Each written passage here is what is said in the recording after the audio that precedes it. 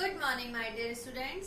आज हम आपकी हिंदी ग्रामर का चैप्टर 3 पार्ट 3 पढ़ेंगे। इसमें क्या दिया हुआ है? शब्द विचार। शब्द क्या कहलाते हैं? अनेक वर्णों के मेल से मिलकर बनी सार्थक ध्वनि शब्द कहलाती है। और शब्द कितने प्रकार के होते हैं? शब्द 4 प्रकार के शब्दों को 4 भागों में बांटा गया है। उत्पत्ति के आधार पर, बनावट के आधार पर, प्रयोग के आधार पर और अर्थ के आधार पर। तो इस चैप्टर में हम ये शब्द को जितने प्रकारों में बांटा गया है इनके बारे में पढ़ेंगे। तो सबसे पहले हम देखते हैं उत्पत्ति के आधार पर। तो उत्पत्ति के आधार पर भी शब्दों को 4 प्रकार में बांटा गया है। कौन कौन से? तत्सम, तद्भव, देशज और विदेशी। तो आइए हम इनकी पहले परिभाषा समझ लेते हैं।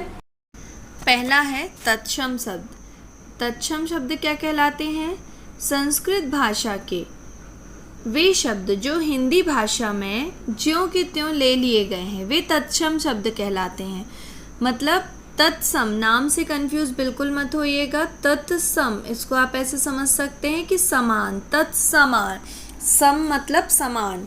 किसके समान? मतलब जैसे वो संस्कृत में वैसे ही उनका यूज़ किया जाता है, उपयोग किया जाता है। जैसे हमने यदि रात्रि लिखा है तो इसको आप क्या बोलेंगे? ये तत्सम है।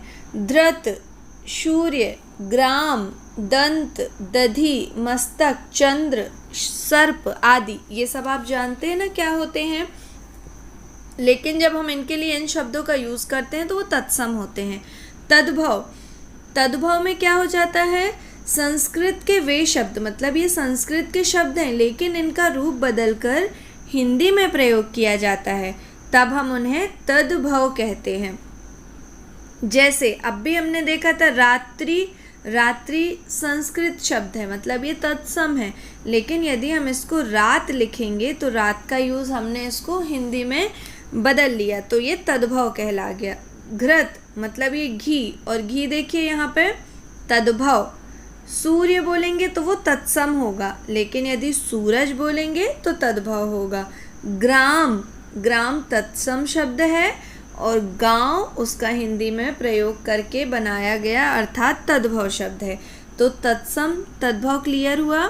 इसके बाद थर्ड आता है देशज। देशज क्या होते हैं?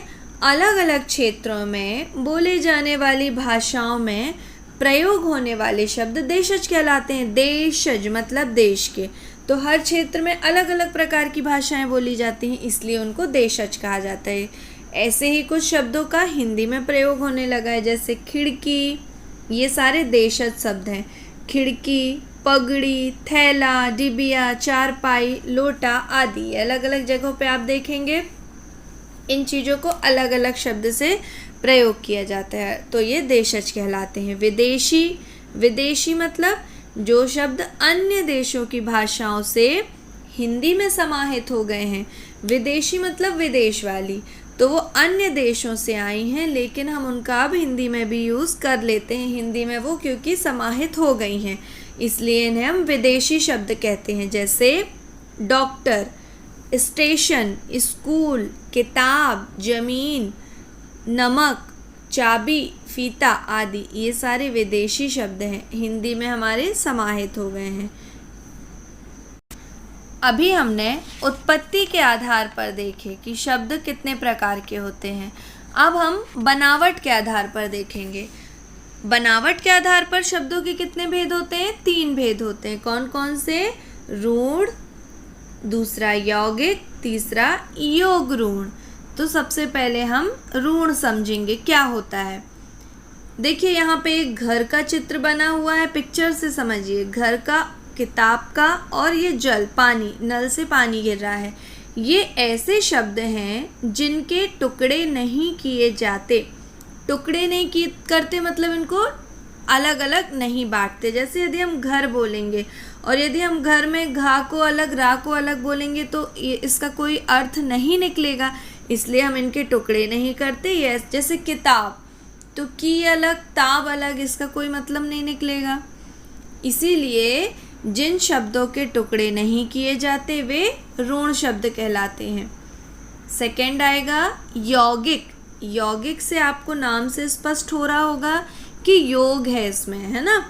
दो शब्द दो या जो शब्द दो या दो से अधिक शब्दों से मेल से बनते हैं उन्हें हम यौगिक कहते हैं। यौगिक मतलब योग हो रहा है कितने शब्दों का, दो या दो से अधिक शब्दों का। जैसे देखिए एग्जाम्पल में आपको ये क्या बनी हुई है, एक बैलगाड़ी बनी है ना, तो बैलगाड़ी को यदि हम टुकड़ों में तोड़ रहे हैं, जैसे बैल और गाड़ी अलग अलग, तो बैल का भी अर्थ होता है, गाड़ी का भी अर्थ होता है, और जब ये दोनों मिल जाते हैं तो इन दोनों के योग से बैलगाड़ी बनता है, तो बैलगाड़ी एक यौगिक शब्द कहलाता है।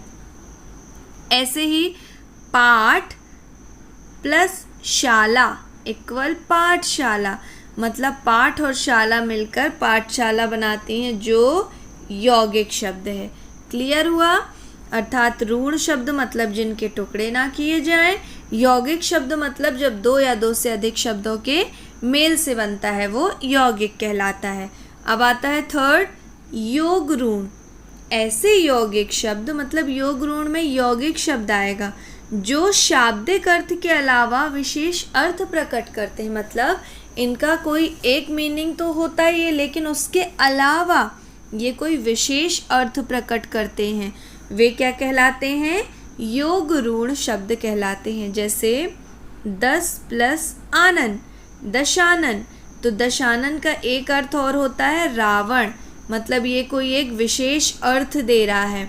जैसे 10 प्लस आनन से दशानन बना और इसका एक अलग ही अर्थ बन गया। जैसे ये लिखा है ना कि ऐसे यौगिक शब्द, तो यौगिक शब्द ये हो गए जो शाब्दिक अर्थ, मतलब शाब्दिक अर्थ ये हो गया के अलावा कोई विशेष अर्थ, मतलब दशानन तो बन ही रहा है लेकिन इसके अलावा एक विशेष अर्थ रावण भी बन रहा है, तो ये योग ऋण कहलाते हैं। एक और एग्जाम्पल है हिम प्लस आलय, हिमालय, अर्थात हिमालय पर्वत, तो ये एक विशेष अर्थ देगा हिमालय पर्वत। तो ये तीनों क्लियर हो गए। प्रयोग के आधार पर, प्रयोग के आधार पर शब्दों के दो भेद हैं, विकारी अविकारी। पहला है विकारी, दूसरा है अविकारी। विकारी मतलब जिसमें विकार उत्पन्न हो। सबसे पहले तो विकार का मीनिंग जानेंगे कि विकार क्या होता है। विकार मतलब बदलाव या चेंजेस। जिन शब्दों में लिंग वचन काल कारक, इन चारों शब्दों को याद रखना होगा आपको। आप लिंग भी जानते हैं क्या होता है, लिंग, वचन, वचन भी जानते हैं क्या होता है, काल भी जानते हैं क्या होता है, और कारक भी जानते हैं क्या होता है। लिंग अर्थात स्त्रीलिंग पुल्लिंग आप जानते हैं ना, वचन आपने पढ़ा है एक वचन द्विवचन जिनमें हमको संख्या पता चलती है। काल जानते हैं समय, कारक भी जानते हैं कि कारक क्या होते हैं, हमने पढ़े हैं कितने प्रकार के कारक होते हैं।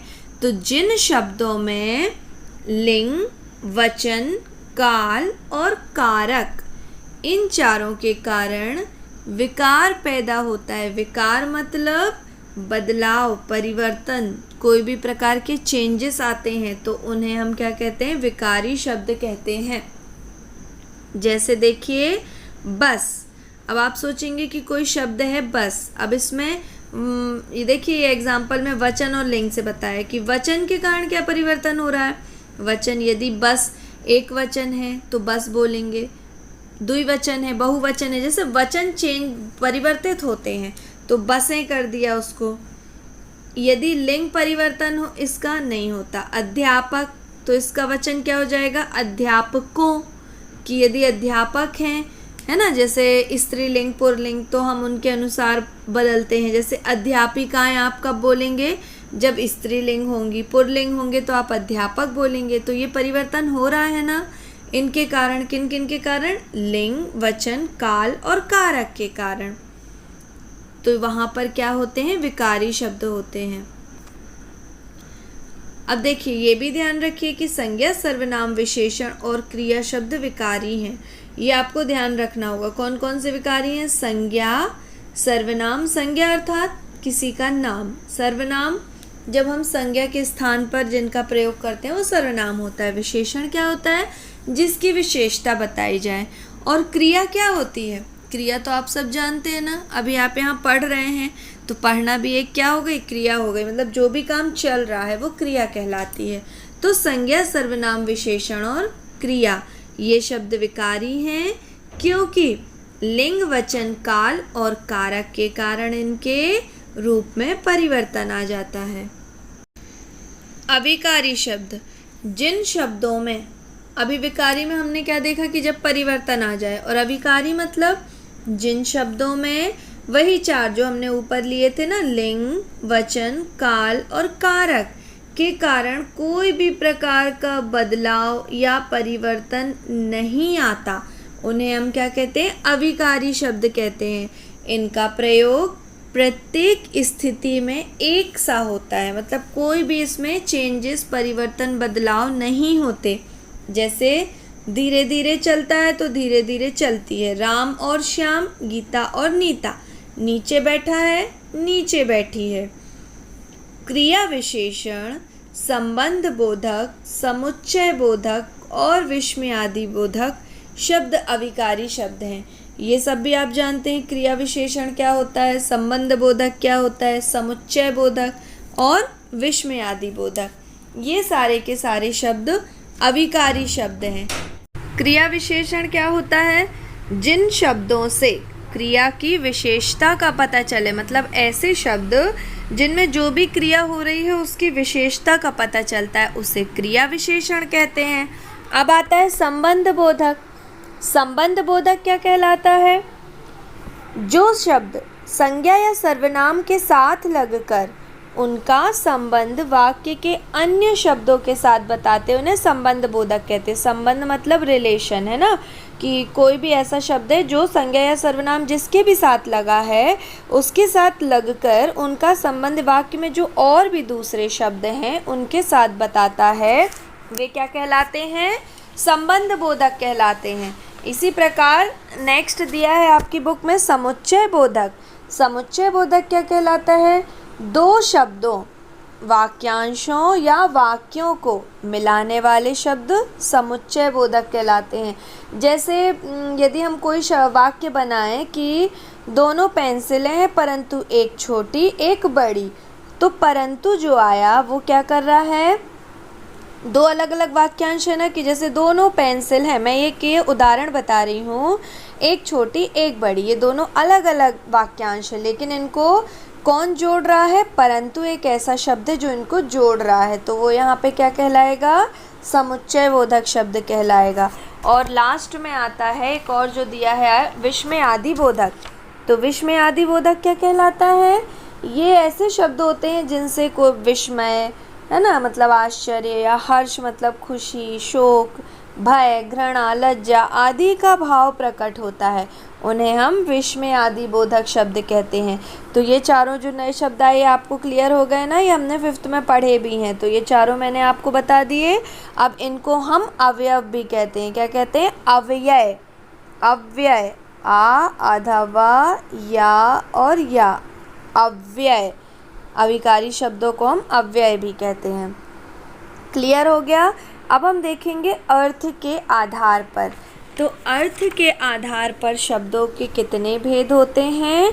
अर्थ के आधार पर शब्दों के 2 भेद होते हैं, सार्थक और निरर्थक। तो सार्थक आपको नाम से स्पष्ट हो रहा है ना, सार्थक मतलब जिन शब्दों का कोई अर्थ निकलता हो वे शब्द क्या कहलाते हैं? सार्थक। मतलब कोई भी जैसे वाक्य है, सेंटेंस है, कोई शब्द है, तो यदि वो मीनिंगफुल है, मीनिंगफुल मतलब उसका कोई अर्थ निकल रहा है, तो वो सार्थक कहलाते हैं। भाषा में केवल सार्थक शब्दों का ही प्रयोग होता है। सार्थक शब्द 4 प्रकार के होते हैं, मतलब यदि सार्थक शब्द नहीं होंगे तो वो निरर्थक कहला जाएंगे, जो ये दूसरा है। और सार्थक का मतलब होता है अर्थ पता हो, जिसका कोई अर्थ निकलता हो, निरर्थक जिसका कोई अर्थ ना निकलता हो। सार्थक शब्दों को कितने प्रकार होते हैं? 4 प्रकार होते हैं। सार्थक शब्दों के जो 4 प्रकार होते हैं कौन कौन से होते हैं? एकार्थक, समानार्थक, अनेकार्थक, विपरीतार्थक। एक आर्थक मतलब जिसका एक अर्थ हो, है ना, एक अर्थ निकले। समानार्थक समान अर्थ वाला, है ना, जैसे पर्यायवाची शब्द को हम समानार्थी शब्द भी कहते हैं। अनेकार्थक मतलब जिनके अनेक अर्थ निकले। शब्द एक होगा लेकिन अर्थ अनेक निकलेंगे। विपरीतार्थक मतलब विपरीत अर्थ निकलता है। विलोम शब्द जिसे हम कहते हैं, अपोजिट वर्ड है ना, विपरीतार्थक। तो ये समझ में आ गए सार्थक शब्द क्या होते हैं, जिनका कोई अर्थ निकलता हो।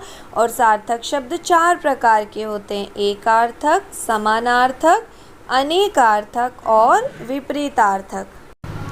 अब हम देखेंगे निरर्थक शब्द। निरर्थक शब्द क्या कहलाते हैं, जिन शब्दों का कोई अर्थ नहीं निकलता वे सारे के सारे निरर्थक शब्द कहलाते हैं, और जिनका अर्थ निकलता है वे सार्थक कहलाते हैं।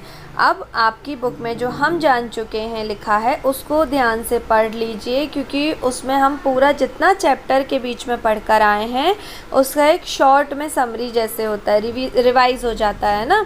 जैसे वर्णों के सार्थक समूह को क्या कहते हैं, शब्द कहते हैं। शब्द किसे कहते हैं, वर्णों के सार्थक समूह को। और सार्थक समूह तो आप सार्थक शब्द जानते हैं क्या होता है। शब्दों का वर्गीकरण कितने आधार पर किया गया है, 4। कौन कौन सा, उत्पत्ति के आधार पर, बनावट के आधार पर, प्रयोग के आधार पर और अर्थ के आधार पर। उत्पत्ति के आधार पर शब्द के हमने कितने भेद पढ़े हैं, 4 पढ़े हैं। कौन कौन से, तत्सम, तद्भव, देशज, विदेशी। बनावट के आधार पर शब्दों के कितने भेद होते हैं, 3 भेद पढ़े हमने, याद है ना, रूढ़, यौगिक और योग रूढ़। और प्रयोग के आधार पर शब्दों के कितने भेद होते हैं, 2। कौन कौन से, विकारी और अविकारी। और अर्थ के आधार पर शब्दों के कितने भेद होते हैं, 2 होते हैं, जो अभी हमने पढ़े, सार्थक और निरर्थक। तो ये आपको अच्छे से क्लियर हो गया, ओके।